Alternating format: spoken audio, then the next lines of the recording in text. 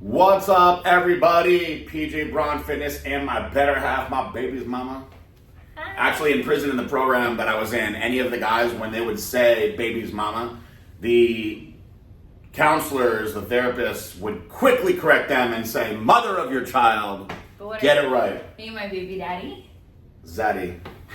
I don't want to be called Zaddy, definitely not. So, anyway. Daddy, chill. What the hell is even that? I'm going to get actually serious on this one. So a lot of people were asking me, how did you get her pregnant? You've been on steroids your whole life. And you have to come off testosterone if you want to have kids and this and that. So there are a lot of theories out there on how to get your girl pregnant, right? But I've been doing this a long time. And without coming across as like overly cocky, because there's plenty of people that are smarter than me, and I'm not a doctor, I have been doing this stuff for a long time, for the better part of 20 years. Look how vascular I am, Brian. If there's one thing women love, it's a vascular man. And a big mistake that people make is taking too high of doses of the fertility drugs, right? So I actually never took HCG all these years, except for when I was young, in my 20s, competing. And I would come off for certain periods of time. I would run a cycle of HCG, much different to what I did now. And I would take some time off and then get back on again. But once I retired, and I have not touched HCG in a good 10 years. So when I got out of prison after being off of everything for a while, everything was tanked. Testosterone was nothing, free testosterone was nothing, SHBG, FSH, luteinizing hormone, it was all in the gutter. So I was basically starting with a clean slate. The first thing I said, babe, get me on some testosterone. I got a shot of testosterone. Have it ready. Yeah, the first day I got out of prison, I was already back on testosterone. So once I started working with a different HRT doctor around December, I said, hey, I'd like to have children. I'd like to get on some HCG. So what I started doing was 250 units on Monday and Friday. So only 500 units for the week. So a 10,000 IU bottle lasts me a long time. I talked to people that were doing 1,000 units a day. That's way too much.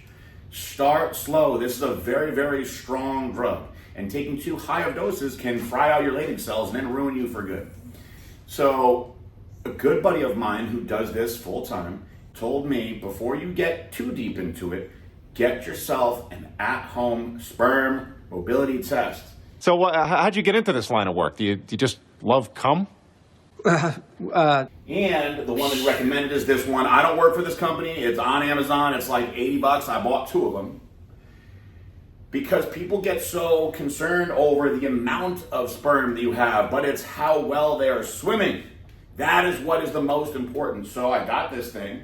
And I'm going to admit, guys, I was really nervous because there are theories that when you're juicing your whole life, you're not going to be able to have kids. Now, on one hand, I've seen most of my meathead friends have kids. They all have girls, which is an interesting thing.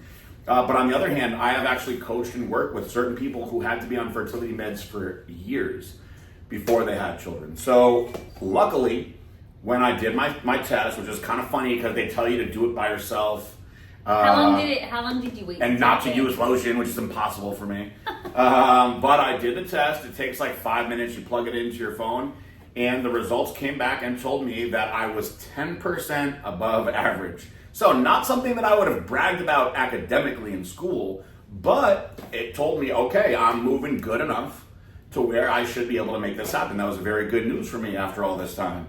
So I added in clomiphene, 25 milligrams every other day. And that was my protocol. The only thing that I could say that I did differently was at one point I added in some gonadorelin, which is a peptide that works very similar to HCG, right? Just because I had read all these great things about it. And in that period of time, which I ran not even knowing that she was pregnant, it could have had some effect because I started taking it around the first week of June, and we have figured out that when do you believe that we got that you got you all knocked up like that? It was after the 15th of June.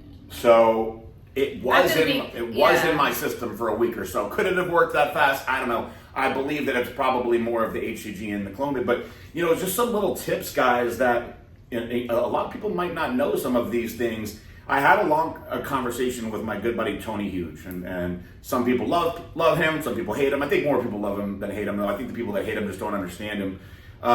He actually said, a lot of people look into what's wrong with the man, but there are things that you can do on the woman's side. So you may notice that women, ladies, if you're watching this, that your secretions, your juices, change a little bit during ovulation. You get more mucusy. That's how you can tell if you're ovulating. For a lot of women, how it's very thick and thicker. Yeah, it's just really. Some women are really thick, some women aren't, and some women have more or less. It just depends.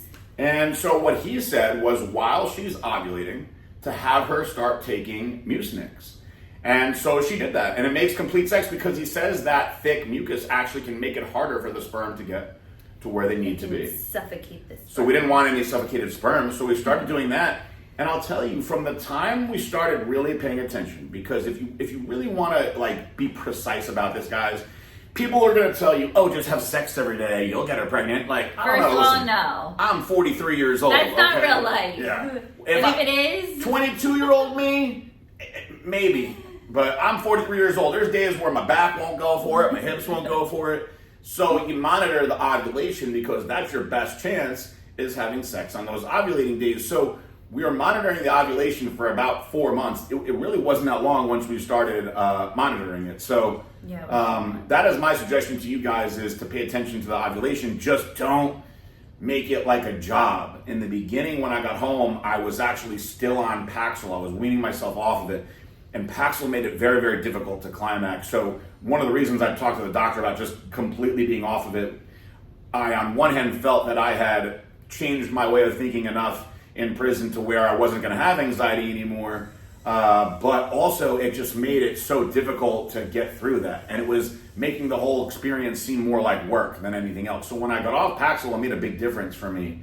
But psychologically, guys, don't treat it like a job. It's supposed to be fun. No, you have to trick them. Don't tell them that you're ovulating, obviously, in your trying window. I'm not saying trick them and get pregnant and be crazy. But if you're trying, track your ovulation, don't tell them, and just go for it. She did trick me. She would leaving the ovulation things out. No. And not saying anything in the bathroom. So I'd be like, oh man, heat's on today. I don't know. Did legs today, but I gotta step it up. No, because my sister got me on the you really have to do the ovulation sticks to really track it. I didn't want to, but you really have to really know your body and to be precise. So I would take it, and then I would send my sister a picture and be like, oh, is this good enough? Is this good enough? And I leave them on the kitchen counter, and we have cats, which they love those things. They'll go around, knock them off, play with them on the floor. And so it was ovulation time, and I was like, all right, come on. Mm-hmm. And he was, what did you say? You said something. It was about, a lot of pressure. Yeah, you were like, it's just a lot of pressure. You're like, he's like, your ovulation sticks are everywhere. They're on the floor, they're on the kitchen counter. And I was like, oh no. I was like, I didn't mean to do that on purpose. Damn those cats. So, overall, it really didn't take that long. When I'm really pleased. I was you're very fortunate. Wanting to make this happen so bad, that putting pressure on myself. But to me, it's of all the things that have happened to us, of all the things that we've been through, and now to come home and have all these crazy rules, I'm two things I know that they can't mess with me on is they can't tell me I can't be a good husband, and they can't tell me that I can't be a good father. So I'm very focused on those two things in the meantime. And since I can't work at it anywhere, I'll probably just be a great stay-at-home dad, I guess. You just got to go out there and do it. I'm stuck here. It's okay. But it's been a lot of fun. We appreciate you guys watching. Jack's here. He's sleeping on the floor. Jack, why are you in part of the video? Oh, there he is. He just wanted to be around. For those of you who saw the little photo shoot thing we did, we got this for Jack. It didn't come in time. Hold on, we ordered a whole bunch of stuff on Etsy, and it said that it would be here way longer. Yeah, so big brother. Yeah. It took forever to come, so we did it ourselves our own way. Anyway, the next video on the pregnancy, I'm always switch sides. Okay, yeah, so we'll be on the other I just want to be on this side. The next thing we do is going to be very exciting because the next thing we do will be gender reveal related. I might do some meathead stuff in between then, but as far as pregnancy stuff goes, I don't know. Do you guys think it's going to be a boy or a girl? All my friends on testosterone have girls. It's the craziest thing. And my buddy, Dr. Nick, asked me, he said, are you still on testosterone? I said, yes. He said, you're going to have a girl. So look into the statistics of that. I've heard so many different things. Like the people that now know, oh, you're craving pickles. Oh, it's definitely a girl. Oh, the heartbeat's higher. It's definitely a boy. Then some people, oh, the heartbeat's usually faster with a girl. I hear all these mixed things. So I don't really have a feeling yet, though. Do you? We just want it to be healthy. Do you have a feeling? I have a feeling it's going to be a girl. Yeah. Yeah. I have this strong, premonition that it's going to be a girl. But that's okay. I love girls, right? Yeah. Boy or girl, you happy as long as the baby's healthy. Yay. You know? And it better not be coming out with any, I'm a he, she, No. they. No. I say you go back up in there. You'll come back out when you know exactly what you are. All right, I love you guys. Peace.